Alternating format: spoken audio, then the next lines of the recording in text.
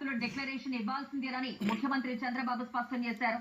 తిరుమల వెళ్లకుండా జగన్ సాకులు చెబుతున్నారని, దేవుడిపై నమ్మకం ఉంటే డిక్లరేషన్ ఎందుకు ఇవ్వరని ప్రశ్నించారు. తిరుమలకు ఏఆర్ డైరీ పంపిన 4 ట్యాంకర్ల కల్తీ నెయ్యి వాడారని, ఈ వ్యవహారంలో తప్పు చేసిన వారందరిపై చర్యలుంటాయని తెలిపారు. టీటీడీ టెండర్ నిబంధనలు ఎందుకు మార్చారో జగన్ చెప్పాలని డిమాండ్ చేశారు.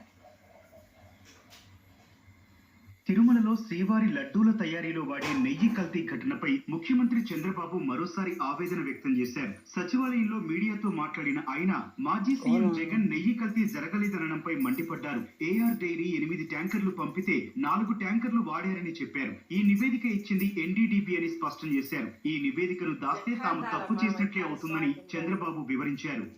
టెండర్ పిలవడానికి ఎందుకు కండిషన్స్ మార్చారు? సమాధానం చెప్పండి.